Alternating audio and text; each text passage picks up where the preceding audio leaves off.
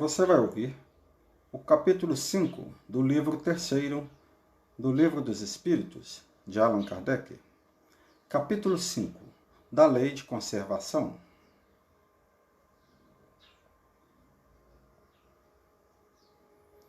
Instinto de conservação. Pergunta 702. É lei da natureza o instinto de conservação? Resposta dos Espíritos. Sem dúvida, todos os seres vivos o possuem, qualquer que seja o grau de sua inteligência. Nuns é puramente maquinal, raciocinado em outros. 703. Com que fim outorgou Deus a todos os seres vivos o instinto de conservação? Porque todos têm que concorrer para o cumprimento dos desígnios da providência. Por isso foi que Deus lhes deu a necessidade de viver. Acresce que a vida é necessária ao aperfeiçoamento dos seres. Eles o sentem instintivamente, sem disso se aperceberem. Meios de conservação. 704. Tendo dado ao homem a necessidade de viver, Deus lhe facultou, em todos os tempos, os meios de o conseguir? Certo, e se ele os não encontra, é que não os compreende. Não fora possível que Deus criasse para o homem a necessidade de viver, sem lhe dar os meios de consegui-lo. Essa razão porque faz que a terra produza, de modo a proporcionar o necessário aos que a habitam, visto que só o necessário é útil. O supérfluo nunca o é.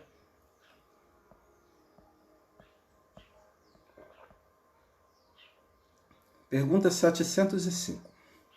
Porque nem sempre a terra produz bastante para fornecer ao homem o necessário? É que, ingrato, o homem a despreza. Ela, no entanto, é excelente mãe.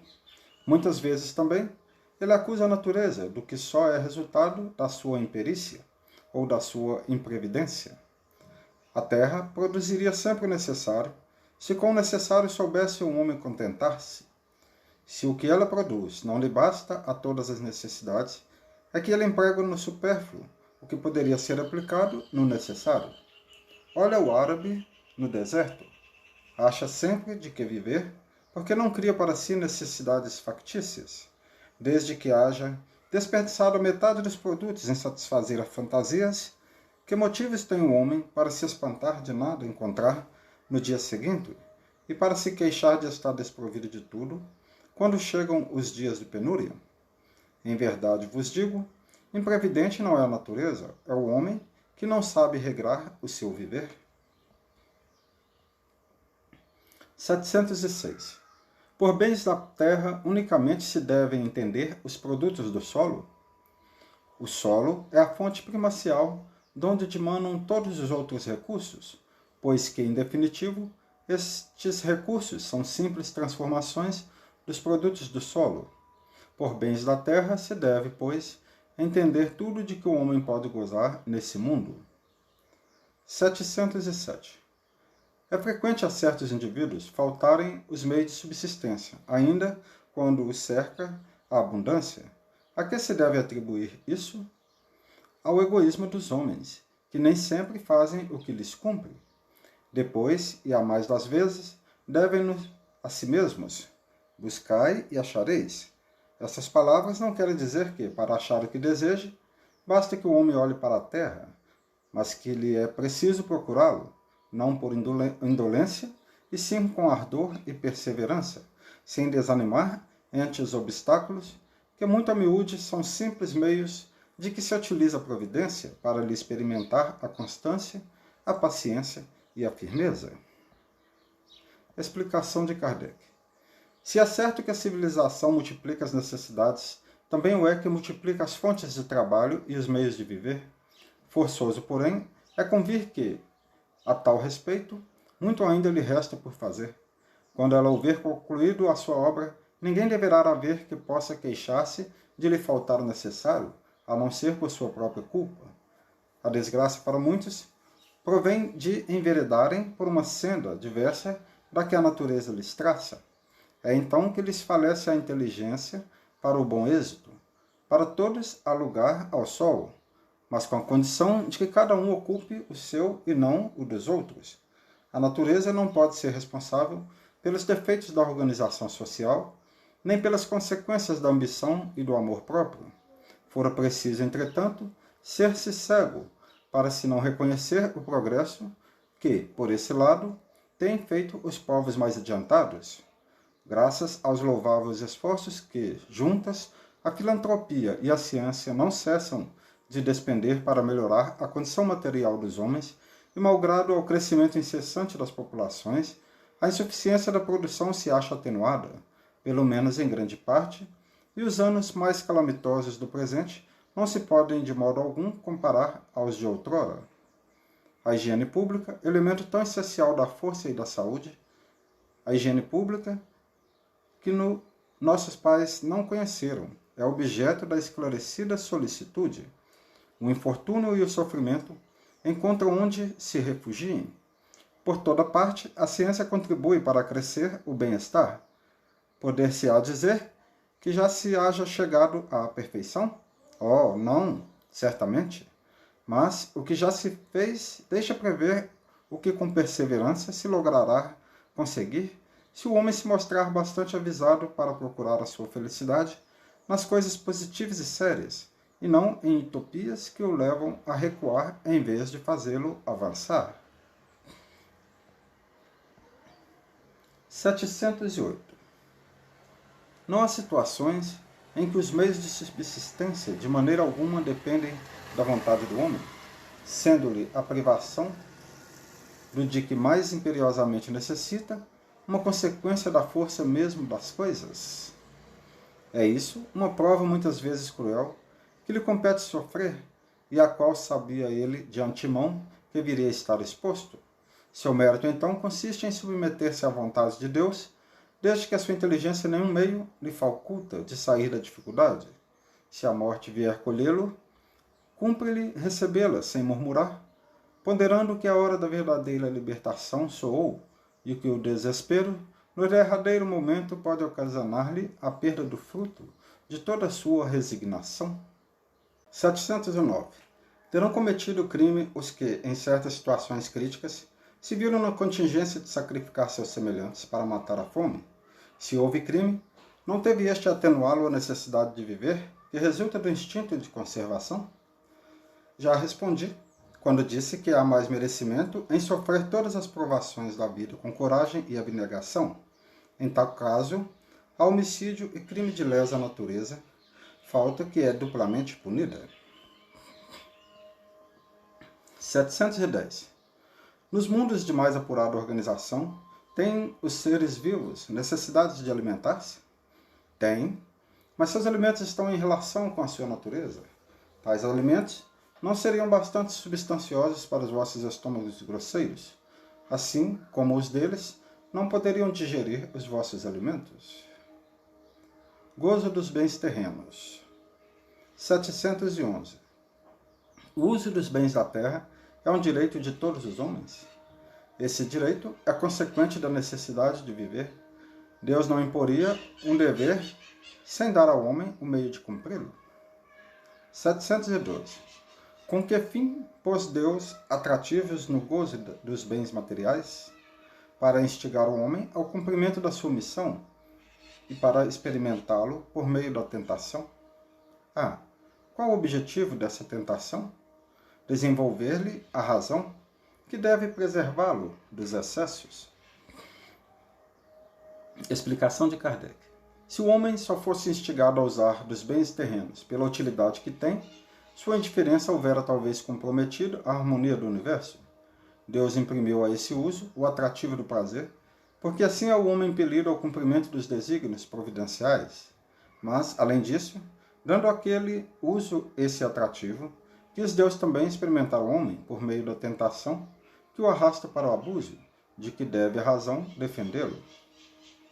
713. Traçou a natureza limites aos gozos? Traçou, para vos indicar o limite do necessário. Mas, pelos vossos excessos, chegais à saciedade e vos punis a vós mesmos. 714. Que se deve pensar do homem que procura dos excessos de todo gênero o requinte dos gozos? Pobre criatura! Mais digna é de lástima que de inveja, pois bem perto está da morte. Item A. Perto da morte física ou da morte moral? De ambas. Explicação de Kardec. O homem, que procura nos excessos de todo gênero o requinte do gozo, coloca-se abaixo do bruto, pois que este sabe deter-se quando satisfeita a sua necessidade. Abdica da razão que Deus lhe deu por guia, e quanto maiores forem seus excessos, tanto maior preponderância confere a ele a sua natureza animal sobre a sua natureza espiritual. As doenças, as enfermidades e ainda a morte que resultam do abuso são ao mesmo tempo o castigo à transgressão da lei de Deus. Necessário e supérfluo. 715. Como pode o homem conhecer o limite do necessário? Aquele que é ponderado o conhece por intuição. Muitos só chegam a conhecê-lo por experiência e à sua própria custa. 716. Mediante a organização que nos deu, não traçou a natureza o limite das nossas necessidades? Sem dúvida, mas o homem é insaciável. Por meio da organização que lhe deu, a natureza lhe traçou o limite das necessidades. Porém, os vícios lhe alteraram a constituição e lhe criaram necessidades que não são reais. 717. Que se há de pensar do que assambarcam os bens da terra para se proporcionarem o supérfluo, com prejuízo daqueles a quem falta o necessário? Ouviram a lei de Deus e terão que responder pelas privações que houverem causado aos outros. Explicação de Kardec. Nada tem de absoluto o limite entre o necessário e o supérfluo. A civilização criou necessidades que o selvagem desconhece, e os espíritos que editaram os preceitos acima não pretendem que o homem civilizado deva viver como o selvagem. Tudo é relativo, cabendo à razão regrar as coisas. A civilização desenvolve o senso moral e, ao mesmo tempo, o sentimento de caridade, que leva os homens a se prestarem mútuo apoio. Os que vivem à custa das privações dos outros exploram em seu proveito os benefícios da civilização. Desta tem apenas o verniz, como muitos há que da religião só têm a máscara. Privações voluntárias, mortificações. 718. A lei de conservação obriga o homem a prover às necessidades do corpo? Sim, porque sem força e saúde impossível é o trabalho. 719. Melhor se censura o homem por procurar o bem-estar? É natural o desejo do bem-estar. Deus só proíbe o abuso por ser contrário à conservação. Ele não condena a procura do bem-estar, desde que não seja conseguido à custa de outrem, e não venha diminuir-vos nem as vossas forças físicas, nem as forças morais. 720. São meritórias aos olhos de Deus as privações voluntárias, com o objetivo de uma expiação igualmente voluntária? Fazei o bem aos vossos semelhantes, e mais méritos tereis.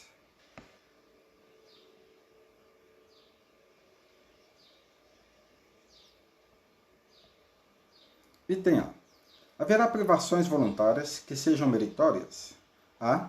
A privação dos gozos inúteis, porque desprende da matéria o homem e lhe eleva a alma. Meritório é resistir à tentação que arrasta ao excesso ou ao gozo das coisas inúteis. É o homem tirar do que lhe é necessário para dar aos que carecem do bastante. Se a privação não passar de simulacro, será uma irrisão. 721. É meritória, de qualquer ponto de vista, a vida de mortificações ascéticas que desde a mais remota antiguidade teve praticantes no seio de diversos povos? Procurai saber a quem ela aproveita e tereis a resposta. Se somente serve para quem a pratica e o impede de fazer o bem, é egoísmo, seja qual for o pretexto com que entendam de colori-la. Privar-se a si mesmo e trabalhar para os outros, tal a verdadeira mortificação, segundo a caridade cristã. 722. Será racional a abstenção de certos alimentos prescritas a diversos povos? Permitido é ao homem alimentar-se de tudo o que lhe não prejudique a saúde. Alguns legisladores, porém, com um fim útil, entenderam de interdizer o uso de certos alimentos e, para maior autoridade, imprimirem as suas leis. apresentaram-nas como emanadas de Deus. 723. A alimentação animal é com relação ao homem contrária à lei da natureza? Dada a vossa constituição física, a carne alimenta a carne, do contrário, o homem perece. A lei de conservação lhe prescreve como um dever que mantenha suas forças e sua saúde para cumprir a lei do trabalho. Ele, pois, tem que se alimentar conforme o reclame a sua organização. 724. Será meritório abster-se o homem da alimentação animal ou de outra qualquer por expiação? Sim, se praticar essa privação em benefício dos outros. Aos olhos de Deus, porém, só há mortificação, havendo privação séria e útil. Por isso é que qualificamos de hipócritas os que apenas aparentemente se privam de alguma coisa. 725. O que se deve pensar das mutilações operadas no corpo do homem ou dos animais? A que propósito semelhante questão? Ainda uma vez, inquiri sempre vós mesmos se é útil aquilo de que porventura se trate. A Deus não pode agradar o que seja inútil, e o que for nocivo lhe será sempre desagradável.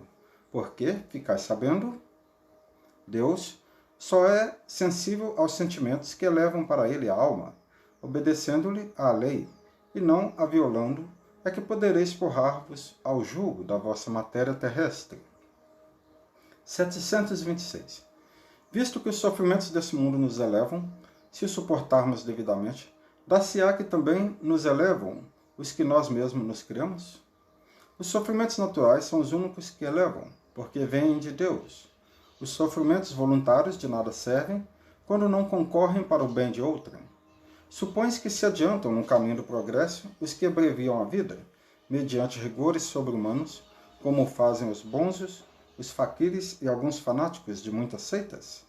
Por que de preferência não trabalham pelo bem de seus semelhantes? Vistam o indigente, consolem o que chora, trabalhem pelo que está enfermo, sofram privações para alívio dos infelizes, e então suas vidas serão úteis e, portanto, agradáveis a Deus. Sofrer alguém voluntariamente apenas por seu próprio bem é egoísmo? Sofrer pelos outros é caridade? Tais os preceitos do Cristo. 727. Uma vez que não devemos criar sofrimentos voluntários que nenhuma utilidade tenham para outra, deveremos cuidar de preservar-nos do que prevejamos ou nos ameacem? Contra os perigos e os sofrimentos é que o instinto de conservação foi dado a todos os seres. Fustigai o vosso espírito e não o vosso corpo. Mortificai o vosso orgulho, sufocai o vosso egoísmo, que se assemelha a uma serpente a vos roer o coração, e fareis muito mais pelo vosso adiantamento do que infligindo-vos rigores que já não são deste século.